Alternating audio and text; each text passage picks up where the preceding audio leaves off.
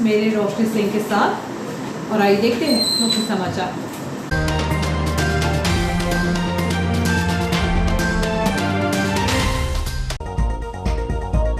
GRP थाना परिसर के आधा दर्जन पेड़ों को किया गया दूसरी जगह शिफ्ट। पर्यावरण संरक्षण वृक्ष मित्र की मदद से रेलवे ने शुरू किया पेड़ों को बचाने का काम। दोबारा हरे भरे हो सकेंगे 1 दर्जन से अधिक पेड़। ठंड से बचाव के लिए जलने लगे अलाव। एक सप्ताह में 16 पीएम आवास की मल्टी स्टोरी बिल्डिंग का कार्य पूरा करने का दिया ठेकेदार को अल्टीमेटम। नगरपालिका अध्यक्ष ने किया साइट का निरीक्षण। लॉटरी सिस्टम के जरिए पात्र हितग्राहियों को आवंटित होंगे आवास। कंपनी वापस नहीं दे रही है डिपॉजिट राशि, उपभोक्ता हो रहे हैं परेशान। बोर्ड परीक्षाओं में शिक्षा का स्तर सुधारने स्कूल प्राचार्यों को निर्देश जारी। और अब समाचार विस्तार से। आदिवासी विकासखंड केसला में सिंचाई की सुविधा को देखते हुए देवरी उद्वहन सिंचाई योजना की स्वीकृति मिलने के बाद अब टेंडर का इंतजार है। टेंडर होने के बाद जल्दी 154 करोड़ की इस योजना का काम भी शुरू हो जाएगा। योजना पूरी होने के बाद अगले साल यहां के 32 गांव के किसानों को सिंचाई सुविधा मिल जाएगी। हरदा और नर्मदापुरम जिले की सबसे बड़ी सिंचाई का माध्यम तवा डैम है। इसी के बैकवाटर क्षेत्र में केसला ब्लॉक के 2 दर्जन से अधिक गाँव हैं। लेकिन तवा डैम से नज़दीक होने के बाद भी इस क्षेत्र में सिंचाई की सुविधा नहीं होने से ग्रामीण किसान गेहूं और धान की फसल का उत्पादन नहीं कर पाते थे। जब से गांव बसे हैं तभी से यहां के ग्रामीणों को कोदो कुटकी की खेती कर उसी से काम चलाना पड़ता था। लेकिन अब इस क्षेत्र की लगभग 1000 हेक्टेयर भूमि सिंचित हो पाएगी। दरअसल तत्कालीन विधायक प्रेमशंकर वर्मा ने ग्रामीणों की सिंचाई सुविधा को ध्यान में रखते हुए 154 करोड़ की देवरी उद्वहन सिंचाई योजना की स्वीकृति शासन से दिलवाई है। स्वीकृति मिलने के बाद अब टेंडर का इंतजार है। तवा सिंचाई परियोजना के कार्यपालन यंत्री वीरेंद्र कुमार जैन द्वारा बताया गया कि 154 करोड़ 33 लाख की लागत से इस योजना का काम पूरा होना है। इस सिंचाई परियोजना के अंतर्गत 32 गाँव के किसानों की लगभग 1000 हेक्टेयर भूमि सिंचित हो जाएगी। टेंडर होने के बाद जल्दी काम शुरू हो जाएगा। क्षेत्र में मिली इस बड़ी सौगात से ग्रामीणों में काफ़ी उत्सुकता देखी जा रही है। देवरी उद्वहन सिंचाई योजना के तहत खेतों तक पानी पहुंचाने के लिए नहरों का निर्माण नहीं होना। कार्यपालन यंत्री श्री जैन के अनुसार इस सिंचाई योजना के तहत पाइपलाइन बिछाई जाएगी। पाइपलाइन बिछाने से नहरों की खुदाई और उसके लिए ज़मीन अधिग्रहण की झंझट से मुक्ति मिलेगी। उल्लेखनीय है कि नहरों के निर्माण के लिए किसानों की भूमि का अधिग्रहण करना पड़ता है, फिर इसके निर्माण में करोड़ों की राशि खर्च होती है। इसलिए यहाँ नहरों की जगह पाइपलाइन बिछाई जाएगी। इस व्यवस्था से पानी की बर्बादी भी नहीं होगी। इस संबंध में जब जिला पंचायत सदस्य सीमा कास्ते से बातचीत की गई तो उन्होंने कहा कि क्षेत्र में बहुप्रतीक्षित देवरी उद्वहन सिंचाई परियोजना की स्वीकृति मिलना बड़ी सौगात है, क्योंकि तवा डैम के किनारे होने के बाद भी यहाँ सूखाग्रस्त क्षेत्र के किसान गेहूं और धान जैसी फसलों का उत्पादन नहीं कर पा रहे थे। अब क्षेत्र के किसान भी अन्य किसानों की तरह ही फसल में 3 फसलों की बोनी कर लाभान्वित होंगे। इधर इस संबंध में जब भाजपा के पूर्व मंडल अध्यक्ष अशोक साहू से बातचीत की गई तो उन्होंने कहा कि देवरी उद्वहन सिंचाई परियोजना की सौगात काफ़ी समय पहले होनी चाहिए थी, लेकिन उपेक्षा के चलते किसानों को सिंचाई सुविधा नहीं मिलने से उन्हें कोदो कुटकी ही उगाना पड़ रहा था। अब आने वाले समय में क्षेत्र के किसान भी कृषि क्षेत्र में फसलों का उत्पादन कर लाभान्वित होंगे। इसके साथ ही आर्थिक सुदृढ़ता भी आएगी। जीआरपी थाना परिसर दूसरे भवन में शिफ्ट होने के बाद अब परिसर को खाली किया जा रहा है, जहां विभिन्न प्रकार के छायादार और फलदार वृक्ष लगे हुए थे। इन पेड़ों को काटने की बजाय उन्हें शिफ्ट करने का कार्य किया जा रहा है, ताकि यही पेड़ फिर से दूसरी जगह हरे भरे हो जाए। अमृत भारत योजना के तहत पश्चिम मध्य रेल भोपाल मंडल के सबसे बड़े रेलवे जंक्शन इटारसी का उन्नयन कार्य प्रारंभ हो गया है। रेलवे के स्टेशन के सर्कुलेटिंग एरिया में नई बिल्डिंग निर्माण को लेकर कार्य शुरू हो चुका है। यह बिल्डिंग पुराने जीआरपी थाना तक बनेगी, इसलिए जीआरपी थाने को दूसरी बिल्डिंग में शिफ्ट करने के बाद रेलवे पुरानी बिल्डिंग को तोड़ रही है। यहाँ पर 1 दर्जन से अधिक फलदार और छायादार पेड़ लगे हुए थे, जो प्राणवायु देने के साथ ही जीआरपी थाना परिसर की हरियाली और सौंदर्यता का भी प्रतीक थे। ऐसे पेड़ों को काटने की बजाय वृक्ष मित्र के साथ मिलकर कंस्ट्रक्शन कंपनी और रेलवे ने इन पेड़ों को दूसरी जगह लगाने का निर्णय लेकर उन्हें शिफ्ट करने का काम भी प्रारंभ कर दिया है। ठेकेदार की जेसीबी और लेबर के माध्यम से एडीईएन अशोक मालवीय और वृक्ष मित्र दिलीप सोनी द्वारा पेड़ों को जेसीबी से सुरक्षित उखाड़कर उन्हें हजरत मुल्ला शाह बाबा की दरगाह के बगल में खाली पड़ी रेलवे भूमि पर शिफ्ट किया जा रहा है। बता दें कि पेड़ों के संरक्षण को लेकर जीआरपी के जवानों द्वारा रखरखाव कार्य किया जा रहा था। अब परिसर में बिल्डिंग निर्माण के चलते उन पेड़ों को नष्ट करने की बजाय रीप्लांटेशन का कार्य किया जा रहा है। बता दें कि जीआरपी थाना परिसर में एक पीपल का पेड़ भी है जो कुछ साल पहले तेज हवा के कारण उखड़ गया था। तब उसे बचाने के लिए शहर के परिवर्तन संस्था द्वारा रिप्लांट किया गया था। आज वही पेड़ हरा भरा हो चुका है, अब उसे भी दूसरी जगह शिफ्ट किया जाएगा। इस संबंध में जब एडीईएन अशोक मालवीय से बातचीत की गई तो उन्होंने कहा कि अमृत भारत योजना के तहत निर्माण कार्य होना है। यहाँ हरे भरे पेड़ होने के कारण उन्हें वृक्ष मित्र और कॉन्ट्रैक्टर की मदद से दूसरी जगह लगाया जा रहा है ताकि वह दोबारा हरे भरे हो सके, क्योंकि यही पेड़ हमारे लिए प्राणवायु देने का काम करते हैं। जीआरपी परिसर में लगभग 17 पेड़ हैं जिन्हें शिफ्ट किया जाएगा। इधर इस संबंध में जब वृक्ष मित्र दिलीप सोनी से बातचीत की गई तो उन्होंने कहा कि वह पहले रेल सेवा में थे, तभी से उन्हें पेड़ लगाने का शौक था। पेड़ पर्यावरण के संरक्षण में महत्वपूर्ण होते हैं, इसलिए जीआरपी थाना परिसर के पेड़ों को उखाड़कर दूसरी जगह लगाया जा रहा है।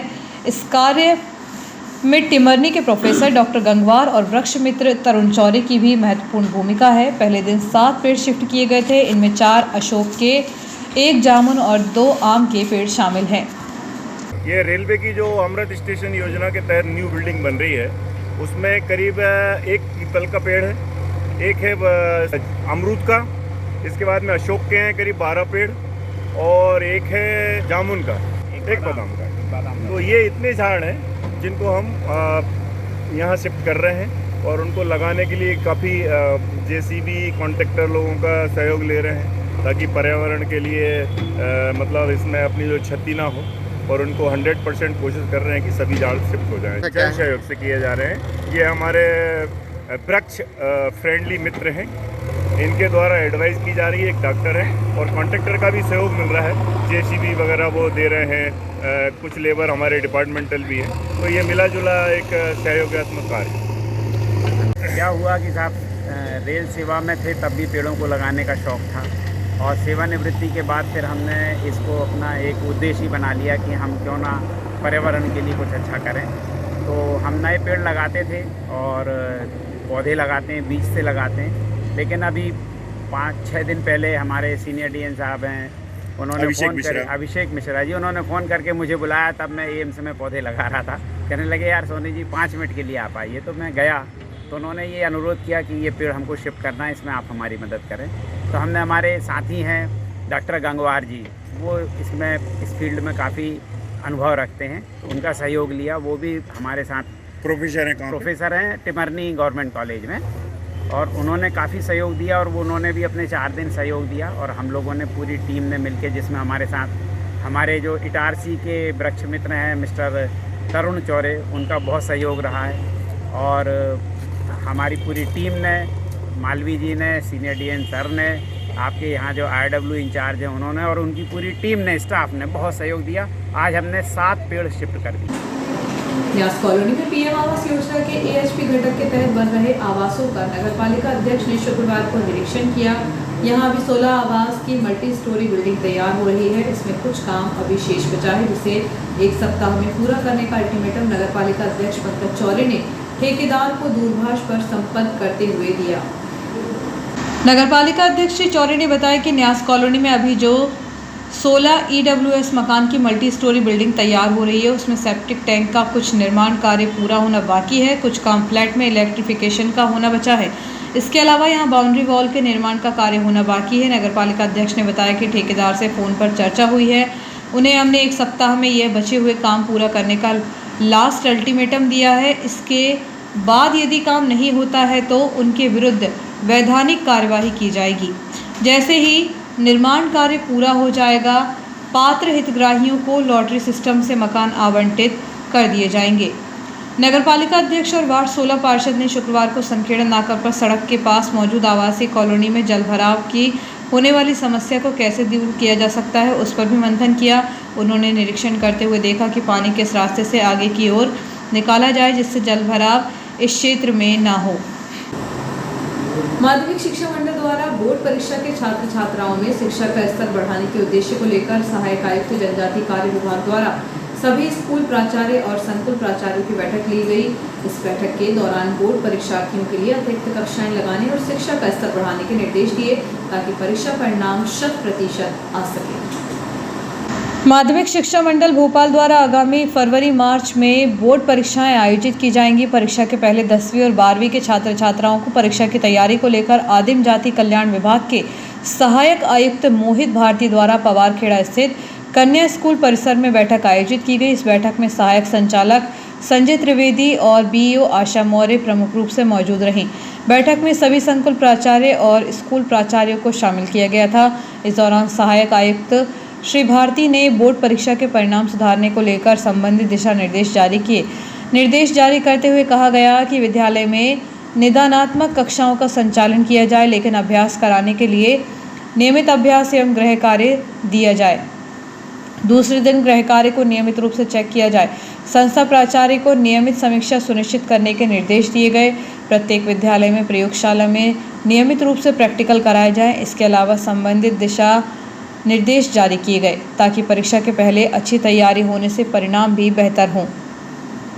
दिसंबर माह के दूसरे हफ्ते से ठंड का असर बढ़ गया है। ठंड से बचाव को लेकर लोग गर्म कपड़ों के साथ ही अलाव का सहारा भी लेने लगे हैं। हालांकि नगर पालिका द्वारा अभी शहर के बस स्टैंड, रेलवे स्टेशन और जयस्तंभ चौक परिसर में अलाव जलाने का इंतजार नहीं किया गया है। आसमान पर छाए बादल और बीते दिनों हुई बारिश के चलते अब ठंड बढ़ने लगी है। दिसंबर माह की शुरुआत से ही ठंड का असर बढ़ गया है। दिन में तो मामूली, लेकिन रात में अच्छी ठंड पड़ने लगी है। ठंड के कारण रात 10 बजे के बाद शहर की सड़कें सूनी होने लगी है। वहीं ठंड से बचाव को लेकर लोग ऊनी कपड़ों के साथ ही अलाव का सहारा लेने लगे हैं। शुक्रवार को शहर के कुछ स्थानों पर अलाव जलाकर आग सेकते हुए लोग नजर आए। नगर पालिका द्वारा प्रतिवर्ष तेज ठंड के दिनों में रेलवे स्टेशन परिसर, बस स्टैंड परिसर और जयस्तंभ चौक सहित अन्य क्षेत्रों में अलाव जलाने के लिए लकड़ी का इंतजाम किया जाता है। हालांकि अभी नगर पालिका द्वारा अलाव जलाने का इंतजाम नहीं किया गया है। संभवतः आने वाले दिनों में तेज ठंड के दौरान नगर पालिका द्वारा विभिन्न सार्वजनिक स्थानों पर अलाव जलवाने का कार्य किया जा सकता है। गोची तरोंदा क्षेत्र में जुआ खेल रहे 4 जुआरियों को पुलिस ने रंगे हाथों गिरफ्तार किया है। उनके पास से नकदी, रुपए और ताश के पत्ते बरामद किए गए। शहरी और ग्रामीण अंचलों में जुआरी सक्रिय है, जिन पर अंकुश लगाने का काम पुलिस द्वारा किया जा रहा है। बावजूद इसके लुक छुपकर जुआरी जुआ खेलते हुए पकड़े जाते हैं। ऐसे ही गुरुवार को शाम के समय गोची तरोंदा स्थित पानी की टंकी के पास राजेश सौर, रामेश्वर सौर, महेश और राकेश नामक आरोपी जुआ खेल रहे थे। तभी शाम लगभग 5:30 बजे मुखबिर की सूचना पर पथरौटा पुलिस ने घेराबंदी करते हुए सभी आरोपियों को पकड़ लिया। उनके पास से ताश के पत्ते और लगभग 900 रुपये बरामद किए गए। पुलिस ने आरोपियों के खिलाफ प्रकरण दर्ज कर कार्रवाई शुरू कर दी है। छोटी सी ब्रेक का आप देखते रहिए जियो हेल्थ न्यूज़।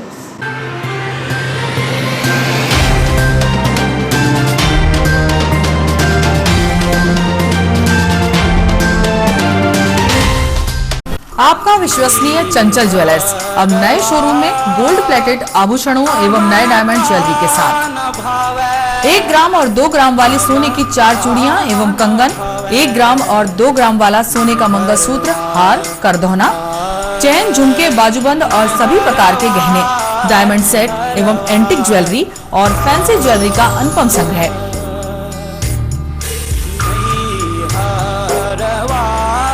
दुल्हन सेट किराए पर उपलब्ध है।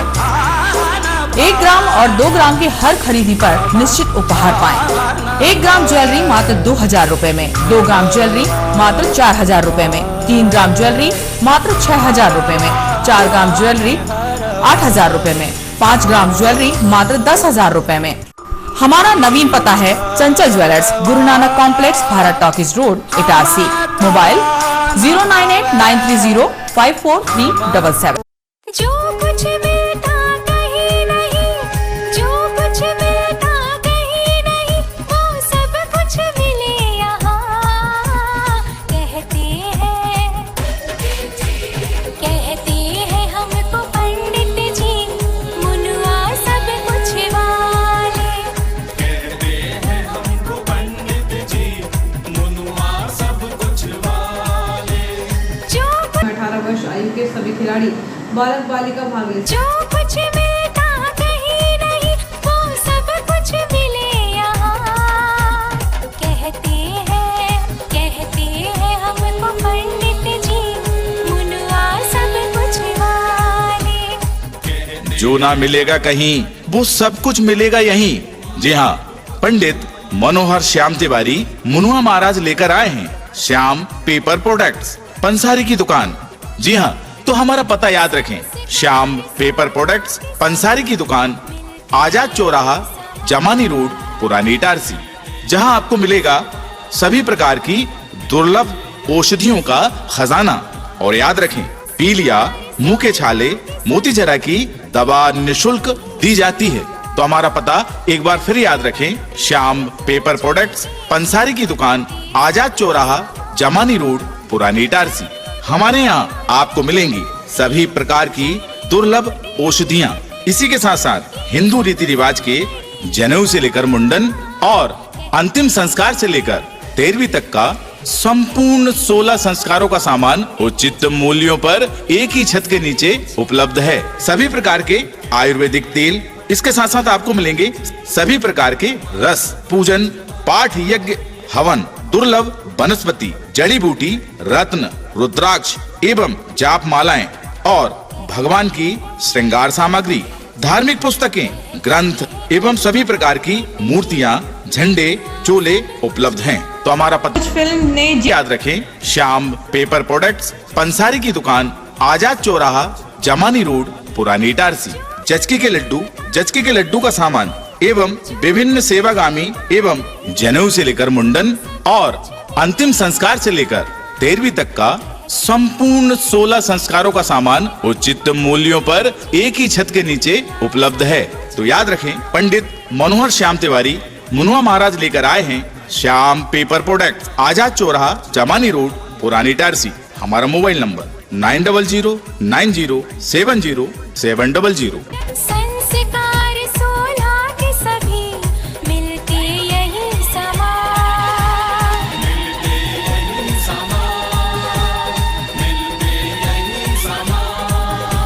संस्कार 16 के सभी मिलते यही समान।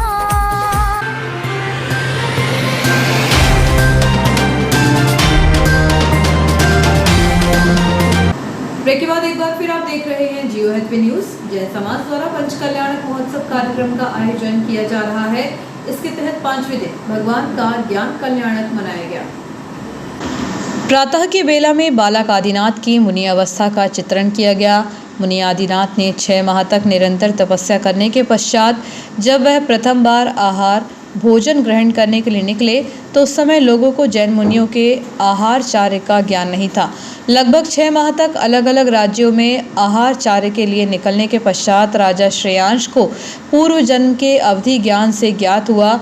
तब उन्होंने पुरा नवदा भक्ति से मुनि आदिनाथ का पटगाहन किया और प्रथम आहार राजा श्रेयांश के रूप में बने पात्र संतोष जैन, श्रीमती मीना जैन एवं राजा सोम के रूप में बने पात्र मनीष जैन, श्रीमती सपना जैन से प्राप्त हुआ।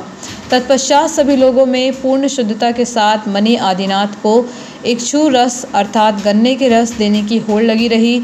ज्ञान कल्याणक प्रोग्राम के समय भगवान के समूह शरण की रचना हुई, जिसमें सभी गतियों के प्राणी मात्र को संबोधित करते हुए परम पूज्य निर्णय सागर महाराज ने कहा कि वर्तमान परिप्रेक्ष्य में हम सभी को क्षमा धारण करना चाहिए। क्षमा वीरों का आभूषण है।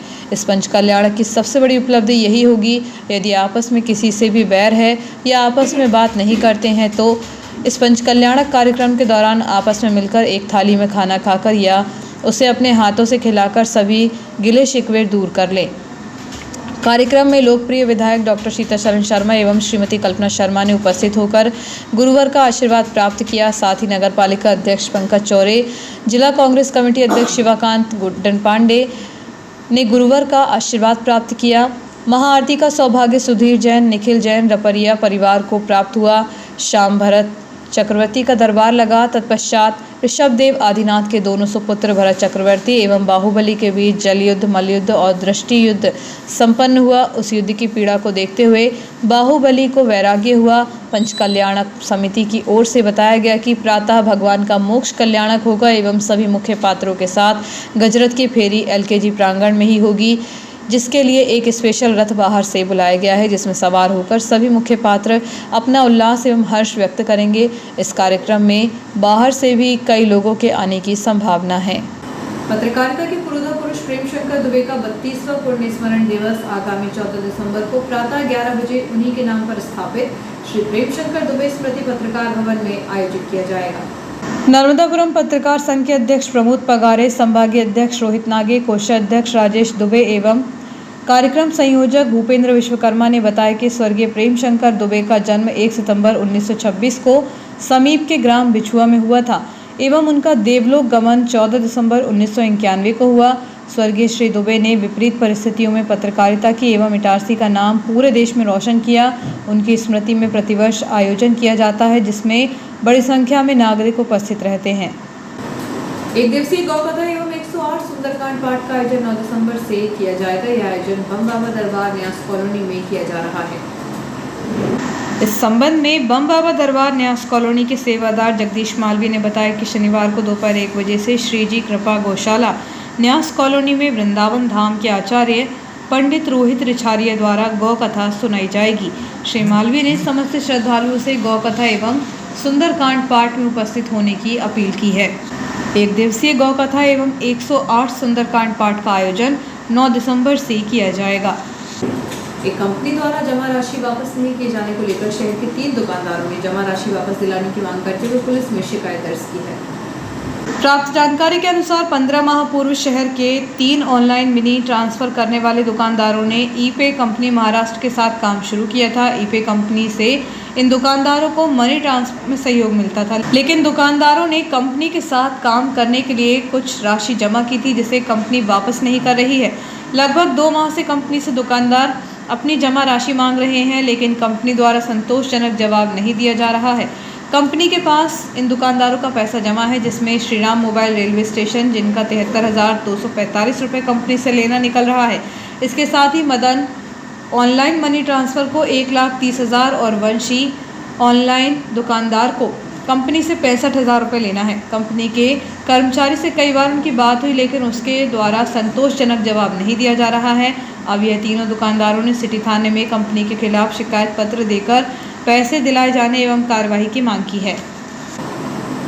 पुरानी इटारसी स्थित अनुसुईया धाम परिसर में शुक्रवार को श्रीमद् भागवत कथा का शुभारंभ किया गया। इस अवसर पर धूमधाम से कलश यात्रा निकाली गई। वहीं कथा का आयोजन दोपहर 1 बजे से शाम 4 बजे तक प्रतिदिन होगा। कथा का श्रवण संत भक्त पंडित रामेश्वर प्रसाद शर्मा द्वारा कराया जा रहा है। भागवत का समापन 12 दिसंबर को पूर्णाहुति एवं भंडारे के साथ किया जाएगा। धर्म प्रेमी लोगों ने देखा, जब देखते ही सब कहने लगे जी ने सीता जी को उपहार में दिया था, आज वही हार सीता जी ने हनुमान जी के गले में पहना दिया। सभी लोग हनुमान जी के भाग्य की सराहना कर रहे हैं, जय जयकार का उद्घोष हो रहा है। उसी समय हनुमान जी को रहा नहीं गया। हनुमान जी ने वो माला को उतारा और माला का जो मोती था, मोती को वज्रतुल्य दांतों के नीचे दबाया और दबा करके तोड़ते और मोती को तोड़ करके देखते और देख करके फेंक देते। और इस दृश्य को पूरी सभा देख रही है कि हनुमान क्या कर रहे हैं। कितना कीमती मोती, एक मोती से मनुष्य का जीवन संभर जाए, इतना बहुमूल्य मोती। और ये वज्रतुल्य दांतों में दबाते, तोड़ते, देखते और फेंक देते। आखिर विभीषण जी को रहा नहीं गया और विभीषण ने कहा, आखिर ठहरे तो हनुमान बानर इसका क्या मूल्य भाव जाने। उस समय विभीषण उठे और हनुमान जी से पूछा, हे हनुमान, ये मोती कितना कीमती है आपको मालूम? एक मोती से मनुष्य का जीवन संभर सकता है, इतना बहुमूल्य मोती, और आप इन वज्रतुल्य दांतों में तोड़ करके देख करके फेंक देते हैं। पर मुझे एक बात पर संशय है कि तुम दांत के नीचे दबाते, तोड़ते और देखते और फेंक देते, आखिर तुम इस मोती में देखते क्या?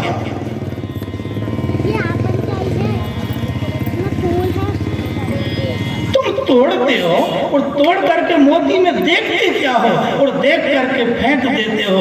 उस समय हनुमान जी ने विभीषण जी से कहा, विभीषण मैं इस मोती में मेरे इष्ट मेरे सीता राम को देख रहा हूँ और जिस मोती में मेरे राम सीता नहीं वो तो फेंकने योग्य है, त्यागने योग्य है। देखते देखते मेरे हनुमान जी ने छाती को चीरा और चीर करके सारे जगत को राम सीता का दर्शन करा दिया। करा दो मनु जी, एक दो करा। सतनु भैया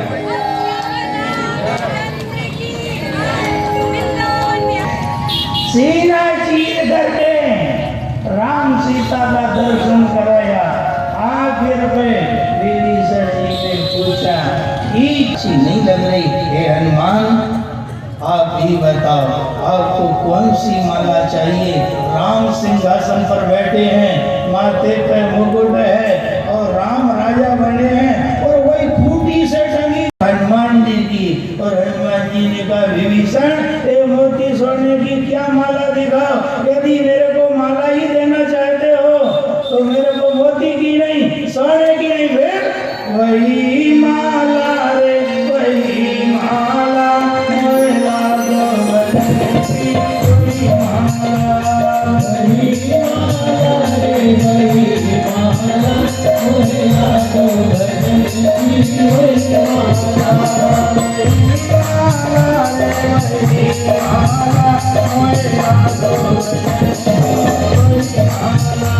वही माला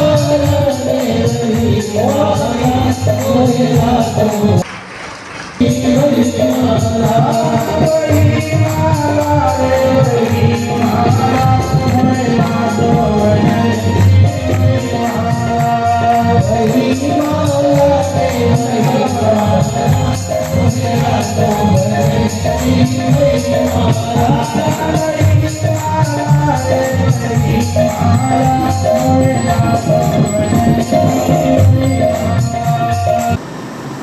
पश्चिम मध्य रेल भोपाल मंडल के भोपाल इटारसी रेलखंड पर बरखेड़ा बुंदी स्टेशनों के बीच तीसरी लाइन पर 9 दिसंबर से लगातार रेलवे द्वारा तीव्र गति से स्पीड ट्रायल किया जाएगा, जिसके उपरांत नियमित रेल यातायात प्रारंभ हो जाएगा। रेलवे भूमि के अंदर खुले हुए संपार फाटक के अलावा अनाधिकृत रूप से प्रवेश करना इंडियन रेलवे एक्ट की धारा 147 के तहत गैरकानूनी है, जिसमें 6 माह की जेल अथवा 1000 रुपये अथवा दोनों दंडों का प्रावधान है। नागरिक संपार फाटक से पार करते समय सभी नियमों का पालन करें। पश्चिम मध्य रेल भोपाल मंडल के भोपाल इटारसी रेलखंड पर बरखेड़ा बुदनी स्टेशनों के बीच तीसरी लाइन पर 9 दिसंबर से लगातार रेलवे द्वारा तीव्र गति से स्पीड ट्रायल किया जाएगा, जिसके उपरांत नियमित रेल यातायात प्रारंभ हो जाएगा। रेलवे बॉयज फुटबॉल क्लब द्वारा आयोजित अंडर 16 फुटबॉल प्रतियोगिता मैत्री मैच एवं ओपन फुटबॉल प्रतियोगिता का शुभारंभ शनिवार से किया जाएगा। क्लब के अध्यक्ष प्रीतम तिवारी ने बताया कि रेलवे कर्मचारी एवं उनके बच्चों के उत्साहवर्धन के लिए जिले में जूनियर खिलाड़ियों को खेलने का मौका मिले। जिला फुटबॉल संघ के तत्वावधान में प्रतिभाओं को बढ़ाने के लिए अंडर 16 फुटबॉल प्रतियोगिता का शुभारंभ किया जाएगा, जिसमें मुख्य अतिथि के रूप में नगरपालिका अध्यक्ष पंकज चौरे, जनपद सदस्य भूपेंद्र चौकसे, मध्य प्रदेश तैराकी संघ के अध्यक्ष पीयूष शर्मा, जिला कांग्रेस कमेटी जिला अध्यक्ष गुड्डन पांडे, पार्षद राकेश जाधव, सरपंच जितेंद्र पटेल, लाल झंडा यूनियन के मंडल अध्यक्ष T Gautam, senior DME diesel Jitendra Shrivastava, senior DE TRS Sachin Sharma, ADME CNW Ashish Jharia, AEN Ashok Kumar Malviya, Prakash Khewle, लाल झंडा यूनियन के कार्यकारी अध्यक्ष आरके यादव, समाज कल्याण केंद्र भोपाल के सचिव नितिन परमार, एसडीओपी महेंद्र सिंह चौहान, थाना प्रभारी इटारसी गौरव बुंदेला, सर्व ब्राह्मण समाज के मध्य प्रदेश उपाध्यक्ष जितेंद्र ओझा, नीरज जैन, जन भागीदारी अध्यक्ष एमजीएम कॉलेज जीआरपी थाना प्रभारी टीआई रामस्नेह चौहान, क्लब के संरक्षक दिलीप मैना, जय किशोर चौधरी, अशोक शर्मा, वरिष्ठ एडवोकेट अशोक साकल्ले, विधायक प्रतिनिधि खेल एवं युवक कल्याण प्रकोष्ठ इटारसी उपस्थित रहेंगे। 9 दिसंबर को मैच खेला जाएगा। वहीं गुरुकुल नर्मदापुरम यंग बॉयज नयार्ड नर्मदा अकेडमी फाइटर अंडर 16 के मध्य मैच खेले जाएंगे। क्लब के सचिव देवेंद्र खाड़े ने बताया कि 16 टीम जिले के अंडर 16 में भाग ले रही हैं। इसके पश्चात मैत्री चैरिटी मैच होंगे एवं ओपन फुटबॉल प्रतियोगिता होगी। सभी इटारसी के खिलाड़ियों से, दर्शकों से, न्यूयॉर्क के खेल प्रेमी जनता से क्लब के सभी सदस्यों ने निवेदन किया है कि शुभारंभ की पूरी तैयारी हो चुकी है। खेल भावना का परिचय देते हुए मैदान पर शाम 3 बजे उपस्थित होकर प्रतियोगिता को सफल बनाएं। उक्त जानकारी प्रशिक्षक राकेश मसीह गुरमुख सैनी द्वारा दी गई। तवानगर के कोठा ग्राम निवासी एक युवक के साथ इसी गांव में रहने वाले 2 लोगों ने मिलकर मारपीट की घटना के बाद घायल तवानगर थाने में शिकायत की है। इटारसी विभाग के तवानगर थाना अंतर्गत आने वाले कोठा ग्राम निवासी 19 वर्षीय मौनिक पिता अशोक कुमार धुर्वे के साथ इसी गांव में रहने वाले पवन मेहरा और पप्पू उर्फ अमर सिंह मेहरा ने मिलकर धारदार हथियार से मारपीट की। बताया जा रहा है कि फरियादी गुरुवार को शाम लगभग 5:15 बजे गांव में ही पवन मेहरा की दुकान के सामने खड़ा था। तभी दोनों आरोपियों ने गाली गलौज करते हुए मारपीट कर जान से मारने की धमकी दी। तवानगर पुलिस ने इस मामले में घायल की शिकायत पर आरोपियों के खिलाफ प्रकरण दर्ज कर कार्रवाई शुरू कर दी है। और आइए देखते हैं मुख्य समाचार एक बार फिर।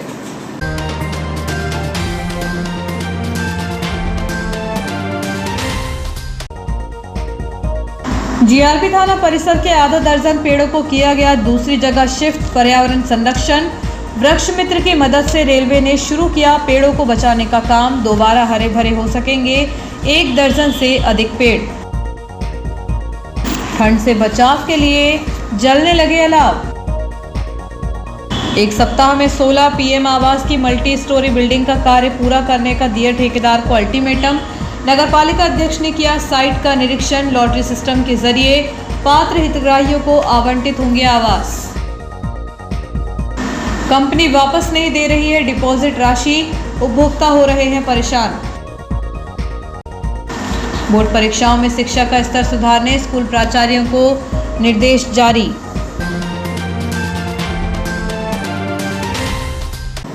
बुलेटिन में इतना ही, आगे दीजिए।